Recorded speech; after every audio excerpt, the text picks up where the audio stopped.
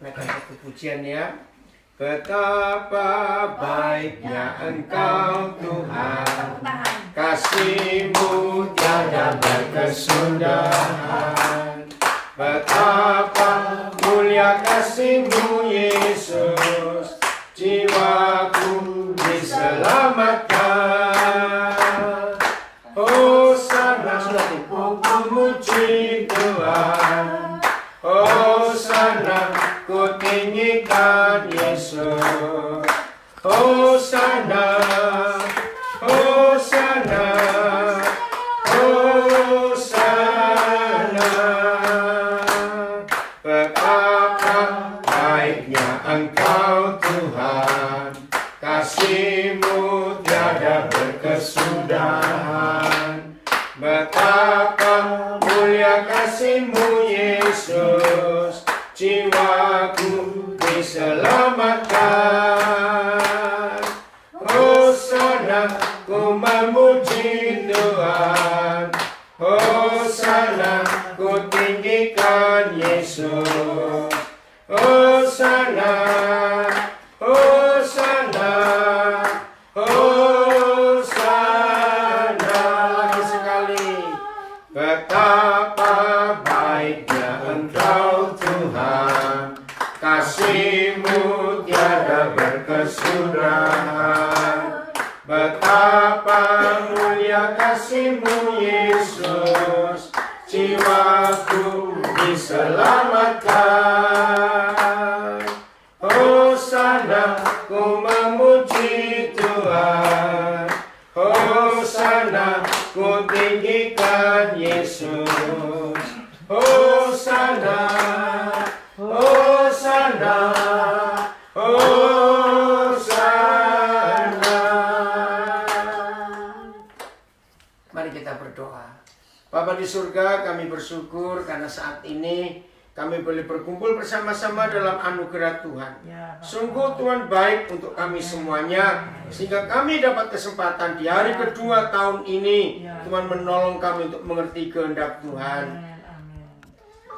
Kami mengaku Bapa, tidak ada hal yang lebih baik, yang lebih indah, lebih penting dalam hidup kami, kecuali kami bertemu dengan Tuhan dan Tuhan menemui kami. Lagi sekali berterima kasih di hari kedua tahun yang baru ini. Papa masih memberi kesempatan kami untuk bisa fellowship bersama-sama. Saudara kami mengikuti dari rumah dimanapun mereka berada, lewat live streaming ini berkati mereka juga. Saudara kami yang kami harapkan hadir tapi nggak sempat hadir, kami mau berbagi dengan mereka apa yang Tuhan ajarkan pada kami saat ini. Kehendaknya di surga jadi buat kami, dan apa yang Tuhan nyatakan kepada kami, dan kami diubahkan dalam konsep hidup kami. Kami mau berbagi untuk orang-orang lain supaya mereka pun menikmati anugerah Tuhan. Makasih untuk keluarga William yang buka pintu rumahnya buat kami, akan mengerjakan makanan buat kami, berkati mereka. Ini ucapan syukur permohonan kami dalam nama Tuhan Yesus. Amin. Shalom, selamat malam semua. Shalom. Yang nunggu pengumumannya 2 jam lalu harusnya kita mulai, tapi makan dulu. Makanan yang enak-enak hari ini. Ya, kalau ada yang marah-marah pada yang punya rumah, kenapa saya akan makan banyak-banyak? Baik. Ya. Hari kedua tahun baru kita dapat kesempatan yang luar biasa. Amin. Ada Pak Pendeta sama Laura juga bersama istri. Ini anugerah Tuhan yang saya mau tanya kepada saudara semua, dalam hidup ini semua manusia itu pasti memerlukan satu sikap atau satu keadaan atau satu hal. Jangan bilang uang, awas. Bukan, saya dulu yang ngomongnya. Satu, semua orang di dunia pasti ingin tahu satu hal ini. Apalagi di awal tahun. Apa satu hal itu? Damai. Damai. Nggak ada damai kalau nggak ada yang satu ini. Nah, ayo jawab supaya tahu. Masa depan. Masa depan. Betul. Kalau nggak ada yang satu kita mau bahas masa depan pun. Kasih. Tuhan. Terlalu Tuhan. Lebih besar lagi kita. Betul. Enggak. Ngomong aja bukan Tuhan. Kalau Tuhan itu pasti. Tapi ini satunya. Kesempatan. Bukan. Sehat. Bukan juga. Harapan. Hampir betul. Kehendak. Kehendak siapa? Kehendak siapa? Nah, niat. Bukan. Tolong Niat renung. ngapain? Pasti. Kepastian. Pasti. Betul tidak? Bagaimana? Kenapa? Bekerja. Bukan. Pasti. Sebuah jaminan. Kepastian. Betul enggak? Orang punya uang banyak. Orang punya kesempatan banyak. Pasti enggak mereka punya kepastian dalam hidupnya? Tapi rasanya nggak ada kepastian. Lah ini dia. Masalahnya. Manusia nggak akan pernah berkata pasti. Tapi justru ini yang kita mau pelajari. Saudara, semua manusia pasti berharap untuk hidup. Ada harapan, tadi ada disebut harapan. Bagaimana kita bisa mengharapkan sesuatu kalau yang kita harapkan nggak berani memberi kepastian? Insurance itu dari kata assurance. Bahasa Belandanya bagus, verzekering. Dari kata verzekerd, artinya yakin, pasti. Itu insurance, asuransi. Nah, percayalah, di dunia ini tidak ada satupun perusahaan. Sebut perusahaan apa saja. Mau airline, yang paling terkenal, mau Qantas, mau SQ, mau apa saja. Perusahaan mobil, perusahaan makanan, perusahaan farmasi, perusahaan obat, perusahaan apa saja, komputer atau apa saja. Ada nggak yang pernah menulis iklannya? Barang siapa terbang dengan airline kami pasti selamat. Berani nggak ngomong begitu? Barang siapa mengkonsumsi obat produksi perusahaan farmasi kami pasti sembuh. Ada nggak perusahaan yang berani berkata pasti? Jawab apa? Nggak ada. Kenapa? Tapi dituntut. Betul? Ayo kita lihat. Yohanes 10 ayat yang ke-28. Yohanes 10 ayat yang ke-28. Nah, dari semua buku di dunia ini, ya, saya ulangi, dari semua buku di dunia ini hanya Alkitab yang ada satu kata ini. Tidak ada buku lain yang berani menuliskan. Maka itu di awal tahun ini, saudara kita semua tim ada masalah? Enggak ya. Di awal tahun ini mumpung baru hari kedua, dengarkan apa yang Tuhan Yesus katakan kepada kita. Sebuah jaminan yang gak pernah dikatakan oleh siapapun, bahkan perusahaan apapun. Udah? Yohanes 10:28 kita baca 1, 2, 3. Loh, ayo. Dan Dan aku memberikan Hidup yang kekal kepada mereka. Dan mereka pasti. Nah, ini loh. Dan mereka apa? Pasti. Tidak akan binasa. Pastinya dulu. Ini saudara. Saya ulangi lagi. Tim, ada masalah tuh? Enggak. Nah, kenapa kok mau pencet-pencet? Kasih message. Oh, kasih message ya udah. Karena kalau orang atau perusahaan atau apa saja menaruhkan kata pasti itu kalau sampai nggak terjadi. Pernah sadar nggak saudara? Hanya Tuhan Yesus.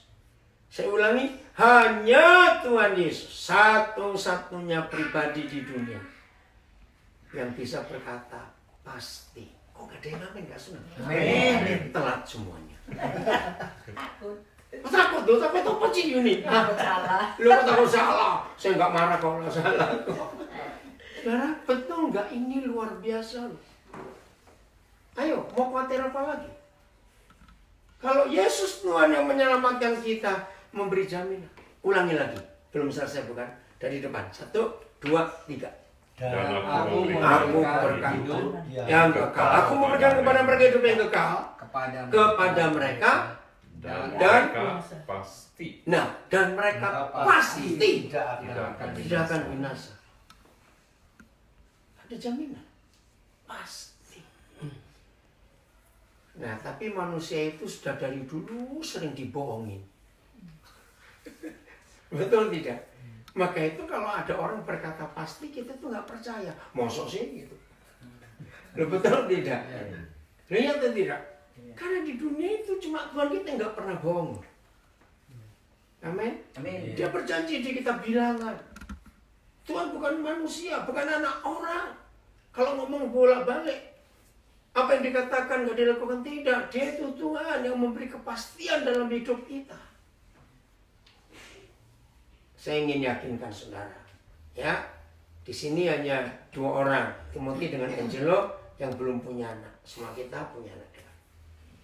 Pernahkah saudara menyadari hanya ada satu hal yang membuat orang tua itu kecewa dan sakit hati? Yaitu ketika anak-anaknya gak percaya papa mamanya sendiri. Betul atau salah kalimat? Betul. Sakit loh sebagai orang tua. Kalau sampai ada anak-anak meragukan. Pernahkah kita menyadari perasaan ini yang dimiliki juga oleh papa kita di surga? Kamu? Ya, kenapa Pak Iksan terlambat? Makanan Mas ya? Mana anaknya nggak ikut? Anak nggak ikut? Ayo, cepat. Sini, sebelah sini.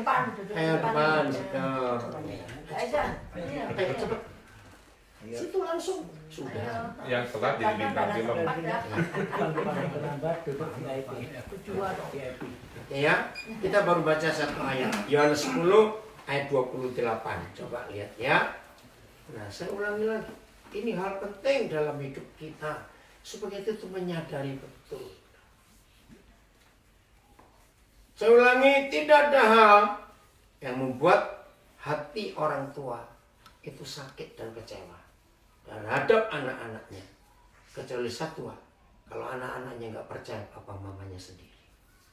Betul? Saya sama temennya. Nah, makanya Tuhan meragukan. Saudara perhatikan. Maka itu, maaf. Kalau ada di antara kita sudah meninggalkan tahun yang lalu dan kita masuk tahun yang baru 2 hari ini, masih ada yang sering khawatir, langganan khawatir. Catat, itu menghina papa kita bisa-bisa. Iya atau tidak? Ya. Kalau dia sudah berkata pasti. Betapa sakit hati Tuhan. Kita nggak percaya dia. Kita meragukan dia. Maaf ya, harus jujur. Saya nggak khawatir. Tapi apa lagi? Nggak khawatir tapi. Nah, saudara yang sering ragu-ragu dalam hidup. Coba jujur ya, sepanjang tahun yang lalu atau tahun yang sebelumnya. Sering khawatir. Apa-apa minta bukti dulu. Apa-apa minta bukti dulu. Ayo hari ini kita bertobat.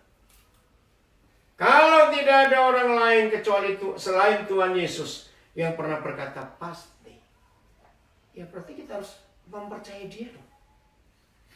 Saya sering memberi ilustrasi kepada banyak anak-anak Tuhan yang masih sering khawatir dalam hidup.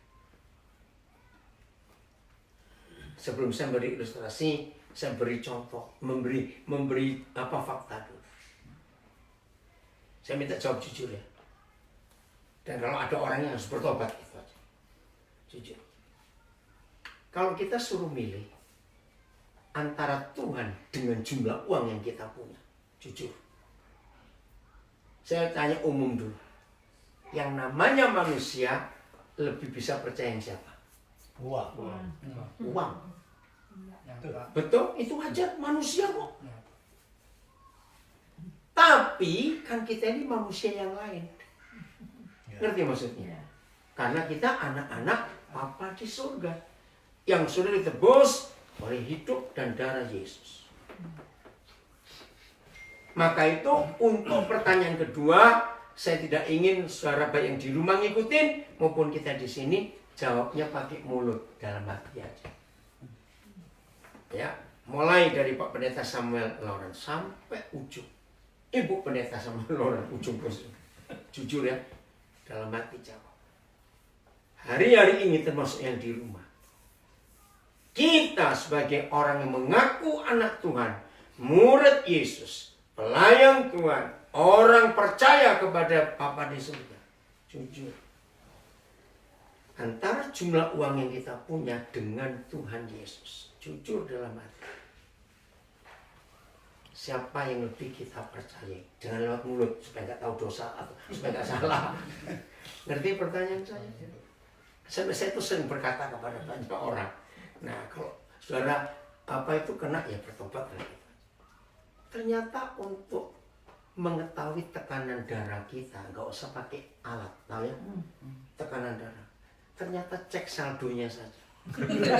Kalau saldonya banyak, tekanan darah pasti normal. Rendah. Normal, bukan rendah. Bukan sakit. Nah, kalau saldonya kurang, tekanan darahnya naik. Apa sih begitu? Ngerti maksudnya? Kalau punya duit Pak. Ya itu, tekanan darahnya normal. Maaf saudara, kita harus ngerti ini. Maka itu jujur loh. Masih ada 363 hari lagi yang kita mau lewati tahun ini. Siapa yang lebih kita percaya dalam hidup? Saat ini sih Tuhan, karena duitnya juga belum itu sih. Saya nggak tanya saat ini, selamanya. Nah, saat ini. Pak, saya boleh tanya. Apa boleh? Begini, kalau umpama ya kita minta sesuatu kepada Tuhan. Iya. Minta sesuatu kepada Tuhan itu belum diberi sampai bertahun-tahun, itu kira-kira dalam tahun berapa puluh tahun lagi kita ini harus tetap sabar, Iya. taat, dan itu ya kadang-kadang kan kita melonjak, aduh Kapan ini ya? Kalau enggak, wah Iya. saya mau marah gitu ya. Iya. Dan itu sampai kapan? Oke. Jawabannya bukan sampai kapan. Jawabannya permintaan ini berkenan atau tidak kepada Tuhan. Oke, sekarang kita buka 1 Yohanes 5:14. Jadi banyak konsep gereja yang salah.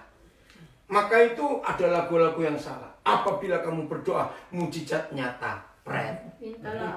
Iya, mintalah. Nah kalau semuanya yang kita minta dituruti Tuhan, pertanyaannya yang jadi Tuhan siapa? Kita. Betul? Baca dulu. Ini nggak baca Alkitab, ya. Angelo, you bring the English Bible? Okay, 1 John 5:14. Okay. 1 Yohanes 5:14. Kita lihat. Udah? Angelo, you have in English? John 1 John 5.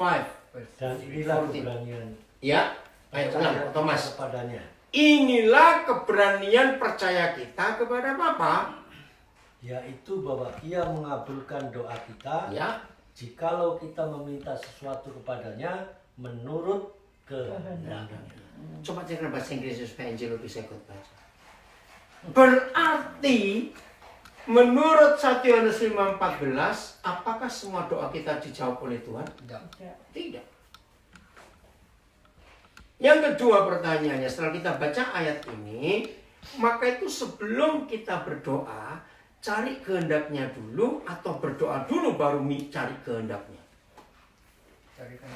Iya. Cari kehendaknya dulu waktu kita mau minta. Tuhan, aku minta ini. Itu mesti cek. Ini kehendak Tuhan atau tidak?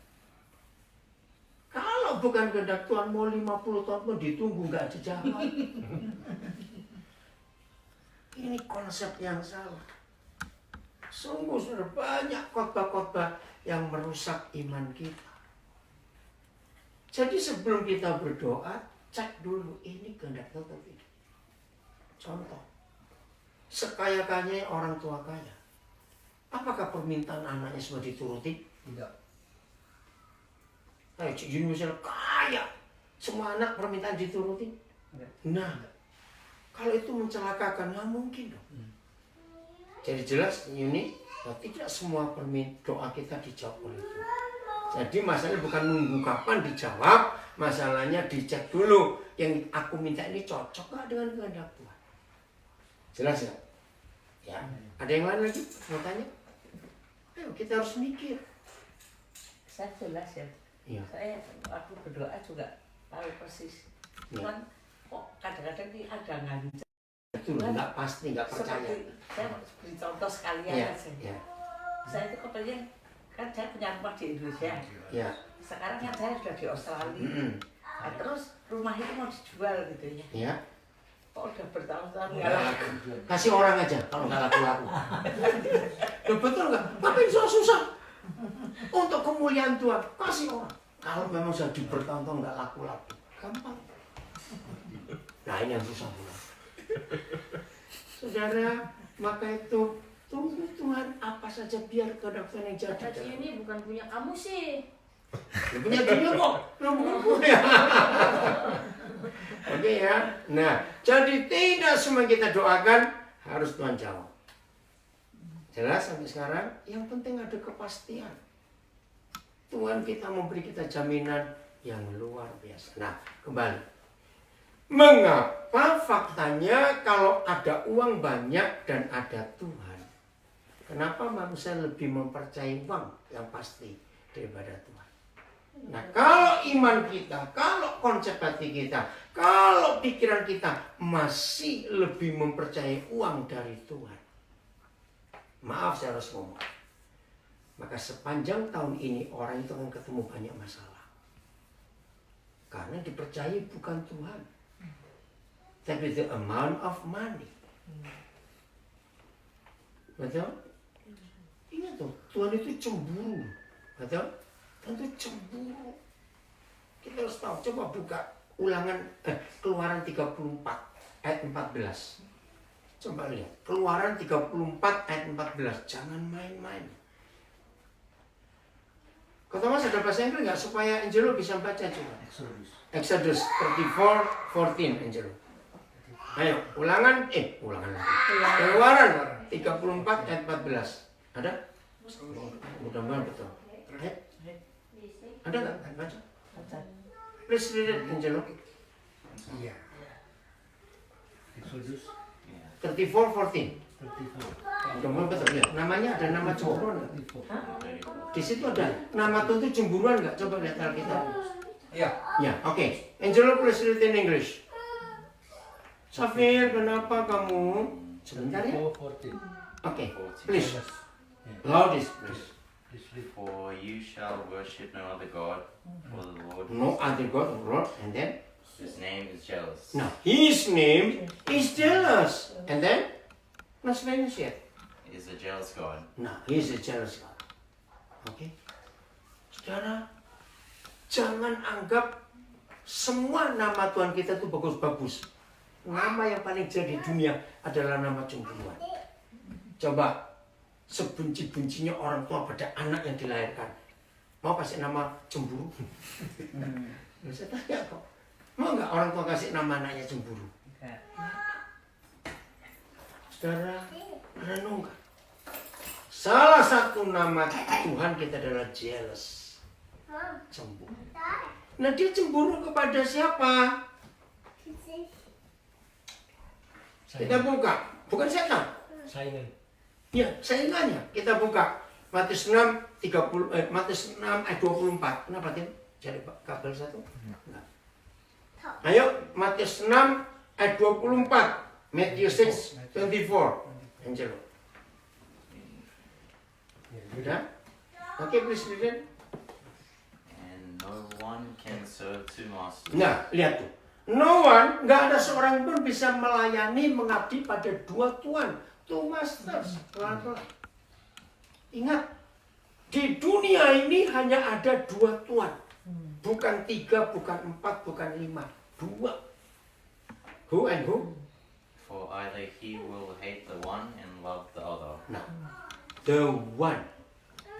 Bukan the thing. Dalam bahasa Indonesia, maka dia akan mengasihi seorang dan membenci yang lain. Saudara perhatikan. Jadi buat Tuhan, uang itu bukan benda, bukan barang. Tapi person. Catat. Jangan main-main loh saudara. Jadi uang itu punya nyawa. Rohnya, roh belakangnya. Ada kekuatan. Jangan main-main. Di dunia ini gak ada orang lain yang pernah berkata uang itu bukan benda, bukan barang, tapi pribadi. Ngerti gak sekarang ini? Maaf, sekristen-kristennya orang Kristen, berarti Kristen beneran bukan? Bisa gak dia dirasuk uang hidupnya? Ustaz, bisa tidak? Bisa. Pendeta sebanyak? Betul tidak? Ya. Maka itu hati-hati. Cuma satu kok caranya kita benci, kata benci. Kan dikatakan, you will hate the one and you will love the others. Bagaimana kita berkata benci pada sesuatu atau benci pada seseorang? Apa? Kalau kata benci diapain? Dikasih. Iya, dikasih. Bentuknya kayak apa? Ayo. Kalau kita sayang-sayang itu, ada yang mau datang lagi? Udah telat ya mau. Oh iya, siapa? Cimaliana yang di Kokersil. Oke. Ayo. Apa itu kalau kita benci? Nggak suka atau sayang? Itu gimana bentuk nyatanya? Dibuang Ya, yang dibuang yang mana? uangnya. Iya, kalau nggak sayang uang. Enggak ada uang. Enak aja. Loh benar. Orang yang melayani uang, dia akan susah untuk keluar uang. Karena disayang. Dia tuh kelihatan sekali dalam hidupnya. Ngerti nggak? Dia tuh pengen hidup ini susah. Pasti alasannya. And then, continue, Angelo. So he will be devoted to one, Devoted. despise the other. Yeah. And devise the other. And then, the last word. You So? cannot serve God and money. Nah, money. Ulangi lagi. So, So you cannot serve God and money. nah, lebih jelas. So, jadi kita tidak bisa melayani Tuhan bersama-sama dengan melayani uang. Gak bisa. Harus milih yang mana. Maaf ya, saya berikan contoh ini ngomong uang dulu ya. Tidak ada bukti yang meyakinkan kita bahwa Yesus segala-galanya atau uang segala-galanya kecuali satu kejadian. Maaf. Oke, saya tanya. Mau tahu atau enggak sih? Kalau nggak mau tahu, saya nggak ngomong sana. Mau. Betul? Resikonya tahu kalau mau tahu? Mau. Oke, resikonya begini. Barang siapa tahu hukum, gini, barang siapa tidak tahu hukum dan tidak melakukan, maka dia tidak dosa. Tapi barang siapa tahu hukum dan tidak melakukan, maka dia dosa. Itu yang kita ngomong Tuhan Yesus. Betul? Nah, jadi risiko ditanggung yang ngomong, karena sudah mau kok tadi. Begini. Ternyata satu-satunya cara untuk membuktikan who is my master, God or money. Siapa Tuhan dalam hidup kita? Uang atau Tuhan? Jawabannya cuma satu. Ketika uang kita habis, bagaimana reaksi hidup kita? Stop. Jangan jawab lewat mulut, diam saja. Ngerti maksud saya? Maka itu sebelum saudara bisa sampai nol saldo saudara, jangan ngomong aku cinta Tuhan, jangan. Lah, saya tanjur tahu toh. Maka itu belajarlah sering-sering gak punya uang. Udah sering? Belum tentu. Belum tentu. Kalau kita bilang gak punya uang tapi masih punya yang lain. Oh, si cashnya nggak punya. Nah iya, kasih gak punya. Predikat jangan. Predikat 10. Karena serius itu kita harus tahu dalam hal ini. Amin. Di Indonesia ada lagu yang dibawa oleh tim Son of Praise dari Surabaya. Satu-satunya yang ku andalkan. Pernah dengar lagu itu? Satu-satunya yang ku percaya. Nah, saya kalau di sebuah gereja melayani dan ada pujian itu, saya selalu ngomong soal uang. Jangan pernah nyanyi lagu itu ketika uangnya sedang banyak. Bohong. Loh, betul tidak? Lagu itu hidup ketika kita nggak punya uang, itu baru berkata satu-satunya yang ku andalkan. Tapi nggak punya apa-apa lagi. Loh, betul atau tidak caranya ngecek itu? Jadi kalau nama Tuhan itu adalah cemburuan Dan kita tahu Matius 6:24 siapa saingannya? Siapa saingan Tuhan? Uang, mamon. Jadi Tuhan kapan cemburuan dengan kita? Ketika banyak uang. Ketika kita menuhankan uang. Bukan banyak uang mah nggak salah. Iya, menuhankan. Itu. Ya, kenapa Pak Thomas? Saya lupa ada ayat bagaimana kita bisa membantu berhubungan dengan Tuhan menggunakan mamon. Iya, Ada ayat. ada. Lukas 16 ayat 9. Lukas 16 ayat 9. Nah, jadi yang tanya Pak Thomas, bukan saya ngomong, jadi kalau berat risiko sendiri. Lukas 16 ayat 9. Luke 16 verse 9, Angelo. Please read it in English.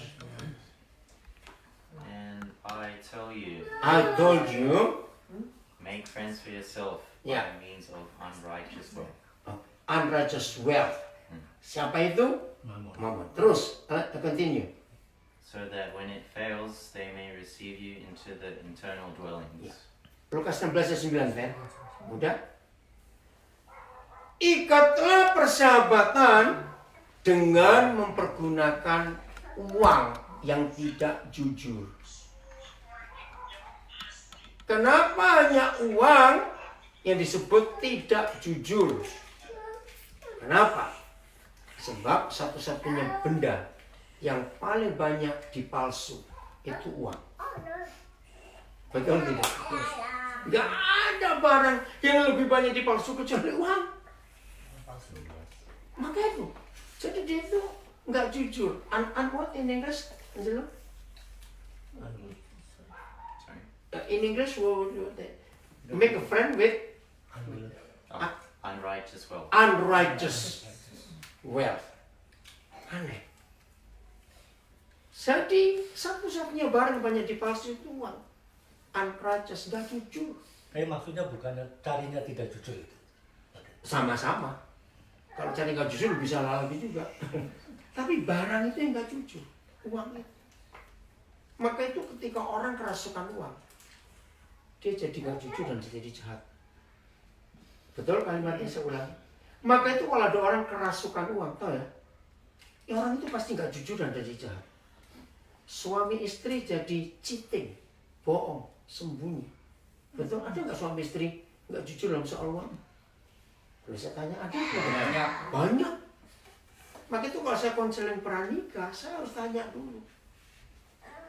Mau nggak uang itu disatukan dalam arti boleh akunnya beda, rekeningnya beda di bank lain, tapi jumlah harus saling tahu.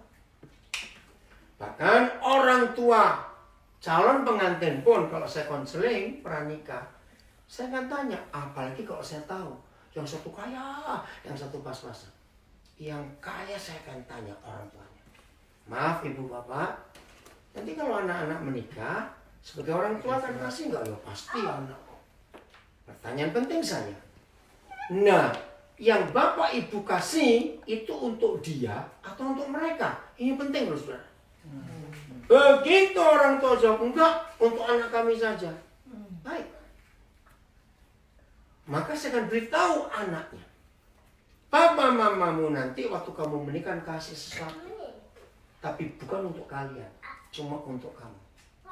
Terima. Ucapkan terima kasih. Tapi titipkan kembali. Jangan sekali-kali kamu pegang. Kenapa saya pakai hukum itu? Karena di mana hatimu di sini. Iya, oke, yang umum aja. Kenapa saya memberitahu anaknya, papa mamamu kan kasih kamu uang, tapi untuk kamu, atau harta, tapi cuma untuk kamu, bukan untuk kalian. Saya bilang terima lah dan ucapkan terima kasih, tapi titip kembali. Ayo kenapa? Bukan milik bersama. Oke, bukan milik bersama, tapi lebih jelas lagi. Bukan, Jangan ribut. Bercerai. biar nggak ribut. Karena kalau sampai papa mama sudah kasih, bukan untuk mereka tapi untuk dia. Wajar nggak kalau papa mama telepon, masih utuh nggak? Kurang berapa? Kamu kasih siapa? Pasti mikir cari kasih ke besannya dong. Loh ya atau tidak?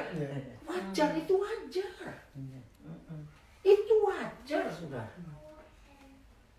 Ini loh jahatnya uang itu. Maka itu banyak suami istri termasuk pendeta hidup dalam perzinahan. Loh, ketika uangnya pisah, walaupun pendeta, kalau masih hubungan seks. Kenapa bisa begitu? Karena hanya Tuhan Yesus satu-satunya orang di dunia yang pernah berkata, sebab di mana ada hatimu, Situ ada harta. di situ. Kebalik ya. Sebab di mana ada uangmu, di situ ada hatimu. Hanya Tuhan Yesus yang ngomong. Nah, jadi kalau hartanya pisah, berarti hati yang pisah apanya? Hati mereka. Apa artinya suami istri hatinya pisah? Cerai. Cerai. Maka itu suami istri yang tetap nggak mau tahu jumlah masing-masing, maaf, dan tetap hubungan seks, itu perzinahan di mata Tuhan. Karena nggak saling percaya. Padahal dasar pernikahan adalah trust, bukan love. Salah. Trust, tau?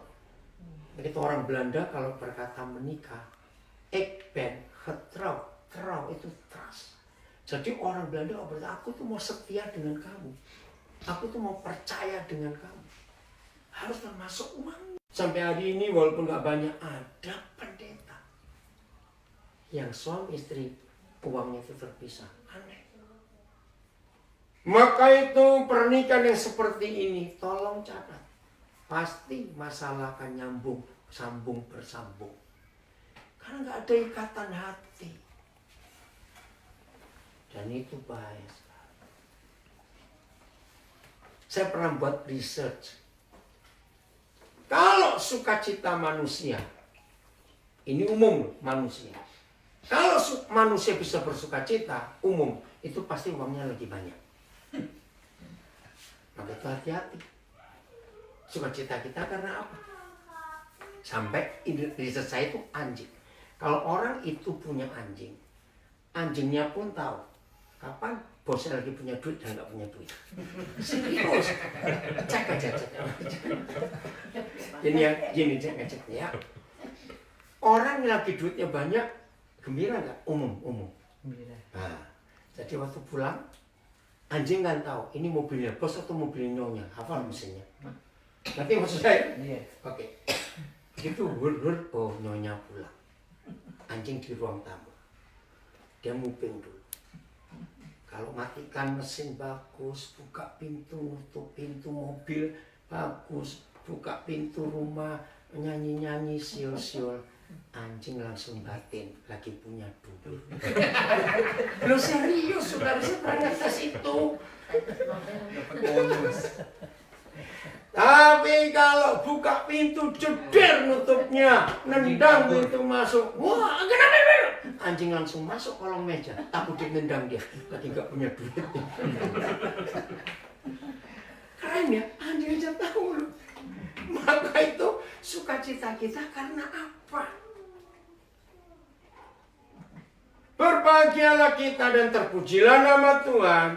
Kalau sepanjang tahun ini, sukacita kita karena kita diampuni. Amin.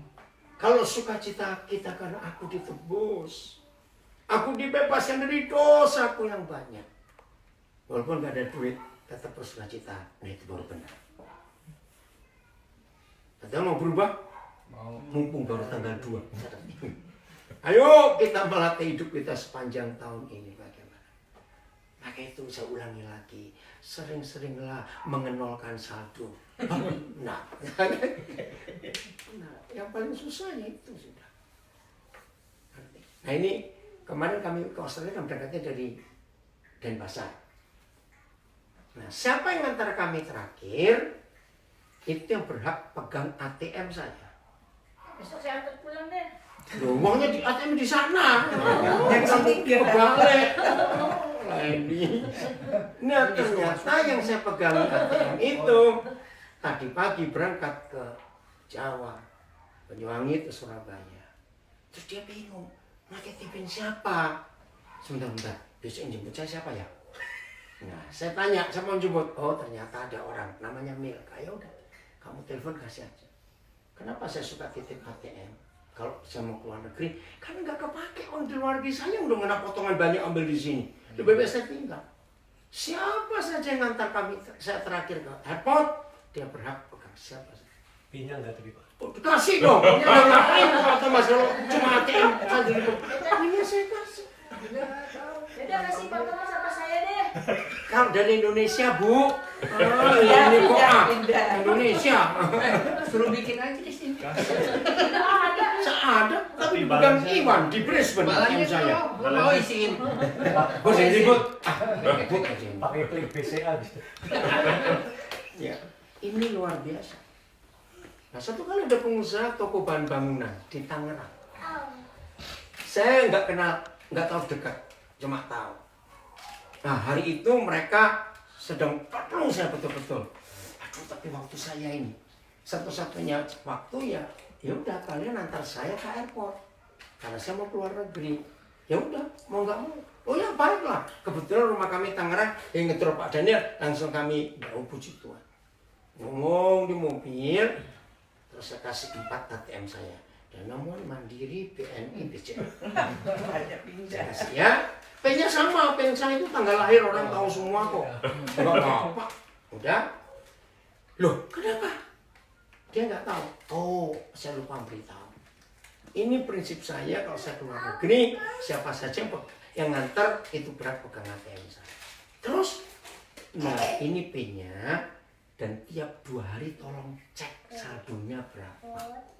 Terus, nah setelah tahu saldonya, WhatsApp saya. Terus, saya kasih tugas, kirim ke nomor ini, kirim nomor itu. Terus begitu. Oh ya, mereka heran. Loh, padahal begini, dari dulu hidup saya begini. Saya nggak pernah takut atau bisa dipegang orang lain. Oh ya. Nah, saudara lewat seminggu, dia stres. Bukan tombol, tunggu lah. Belum dijawab. Tunggu.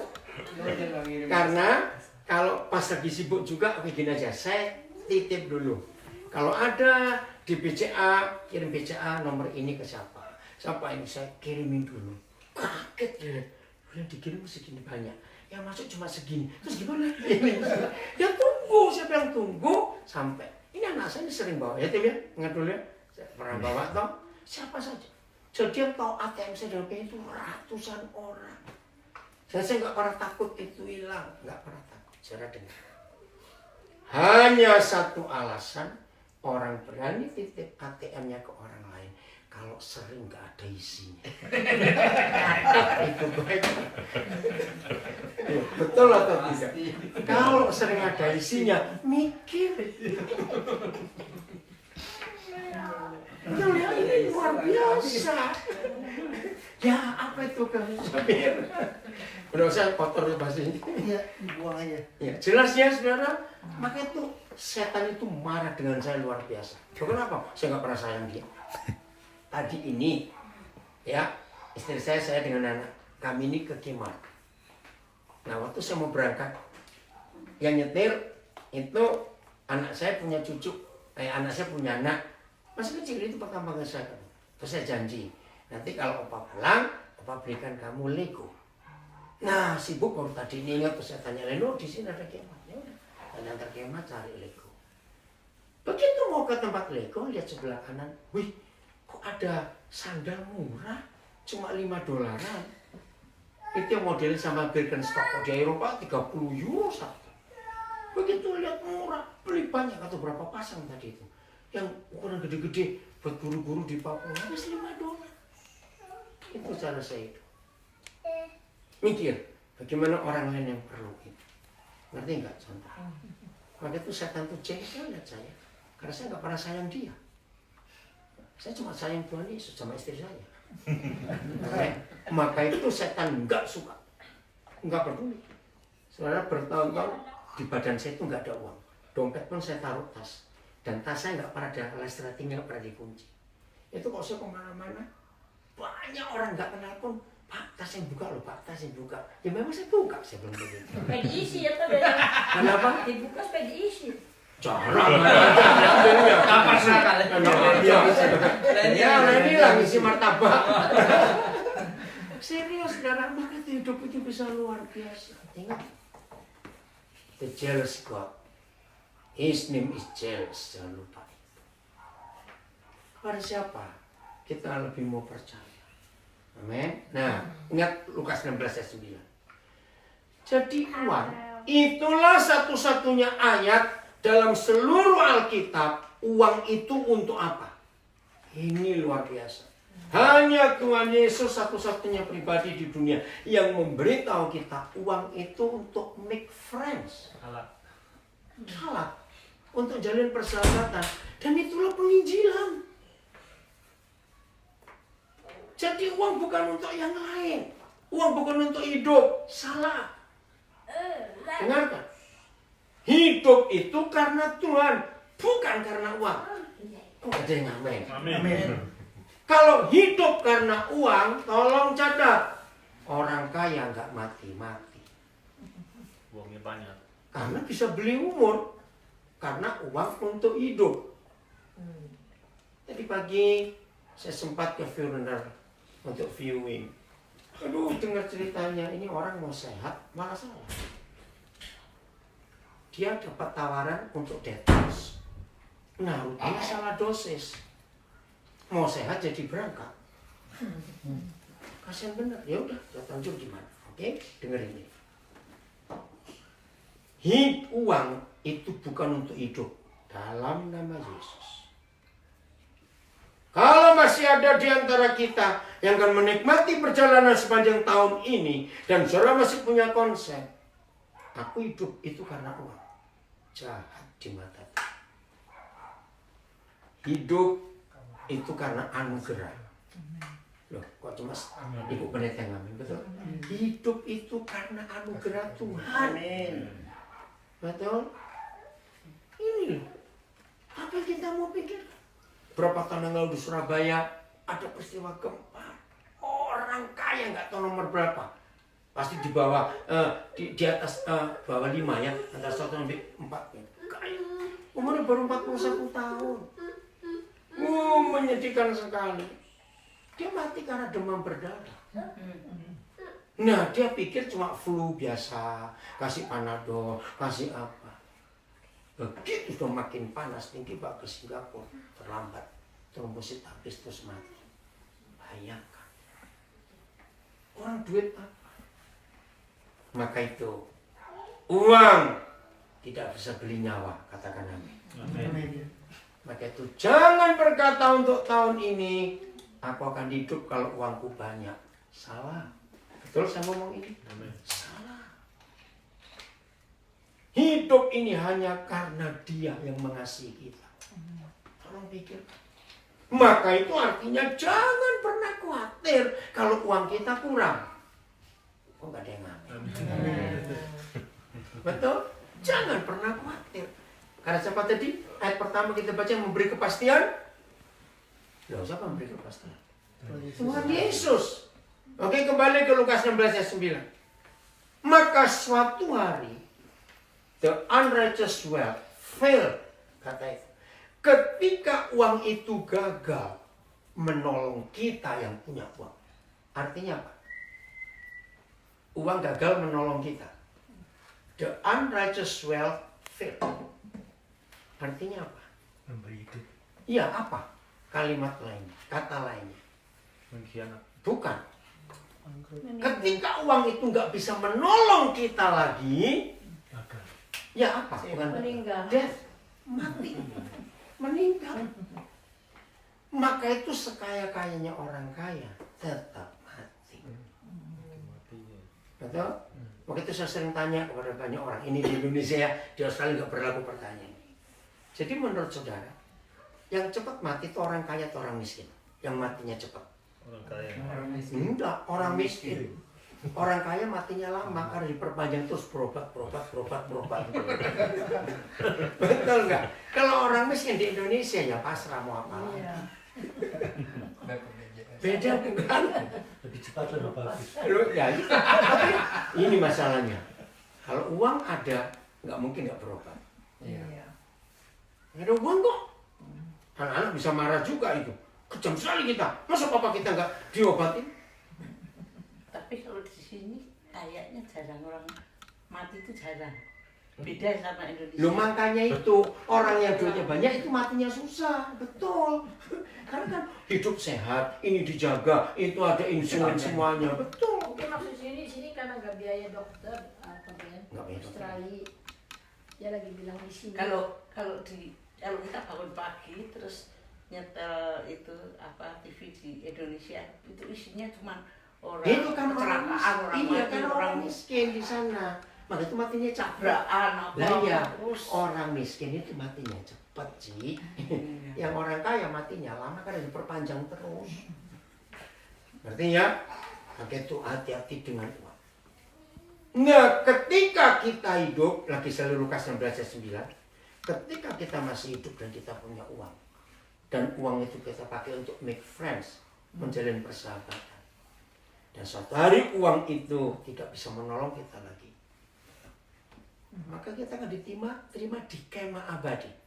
Angelo, please read one more last sentence.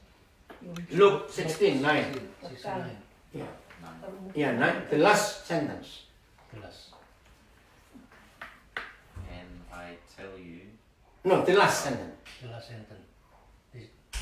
The last. The last enten. Ya. Yeah. Can deny it, but last enten. Oke.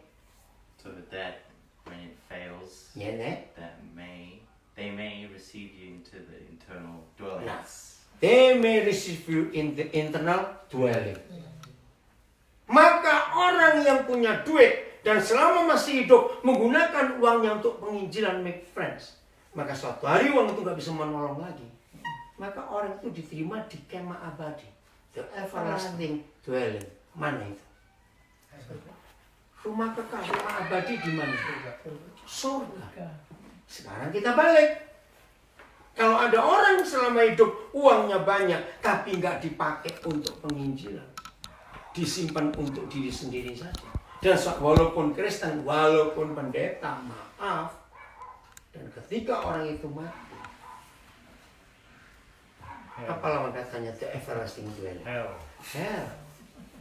Inilah ayat yang Yesus katakan, orang pelit pasti masuk neraka. Betul? Maka itu negara-negara seperti Australia, negara barat begini. Kalau ada orang nggak membuat surat wasiat, dan ketika dia mati uangnya banyak, yang ngambil negara loh. Betul nggak? Karena selama hidup dia sayang-sayang terus. Nggak dipakai untuk penginjilan. Uang apa, ATM-nya banyak, tapi nggak ada yang tahu PIN-nya. Anaknya, istrinya, suaminya udah kasih tahu. Hilang.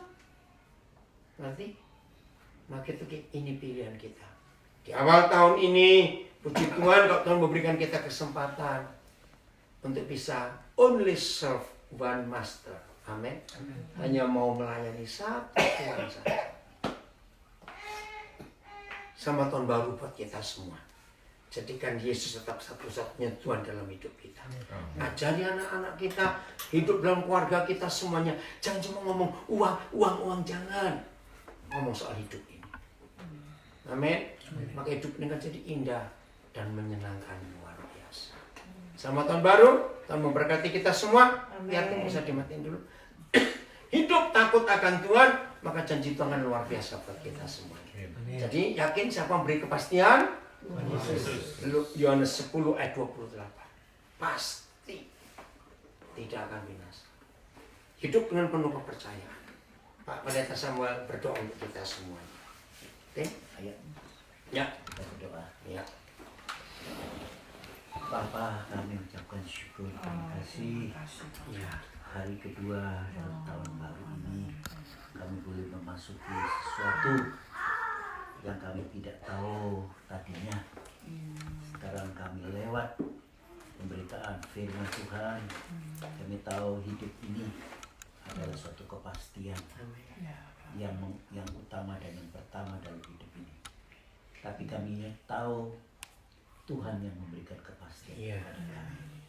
Kepastian itu datangnya dari Tuhan, dari Bapa Sorgawi, supaya kami tahu dan pasti kami hidup ini apa yang Tuhan berikan, Kami tahu itu pasti baik. Amin. Dan apa yang Pasti.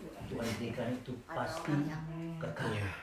Tuhan, biar kami lebih percaya firman-Mu, supaya kami lebih hidup di atas firman Tuhan, supaya kami tidak belok kanan dan kiri. Kita mulai dari landasan firman-Mu dengan kehidupan langkah kami yang pasti Ya. yang Tuhan berikan. Kami akan keluar sebagai pemenang dan akhirnya kami akan jumpa dengan Yesus. Marilah Tuhan, Kau tolong firman Tuhan yang ditaruh dalam hati kami. Amin. Ya, Roh Ukir Kudus. dalam hati kami supaya kami ingat 300, masih ada 363 hari kami selesaikan ini dengan langkah yang pas. Kami ucap syukur firman Tuhan dalam nama. Sebelum kita akhiri dengan doa berkat oleh Pak Sam, ayo kita nyanyi lagu yang terkenal. Hidup ini adalah kesempatan.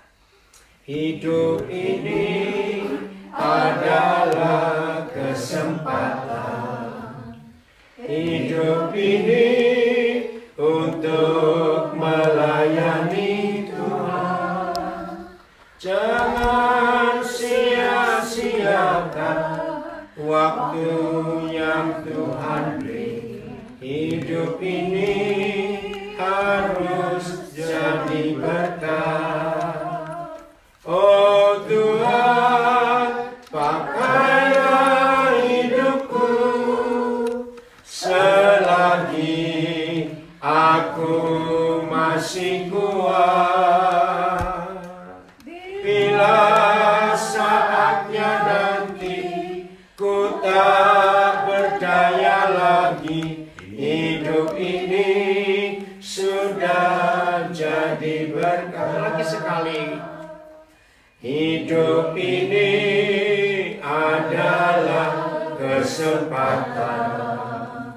Hidup ini untuk melayani Tuhan. Jangan sia-siakan waktu yang Tuhan beri. Hidup ini harus jadi berkat. Oh Tuhan, pakailah hidupku selagi aku masih kuat. Bila saatnya nanti ku tak berdaya lagi, hidup ini sudah jadi berkat. Saya berdoa berkat untuk kita semua. Berkatilah kami ya Bapa. Ya. Moga kiranya kasih sayang dan anugerah dari Bapa Amin. Amin. dan pimpinan Roh Kudus sepanjang langkah hidup kami akan menyertai kami sampai Tuhan datang kembali. Dalam nama Yesus Kristus kami berdoa. Amin. Amin. Puji Tuhan.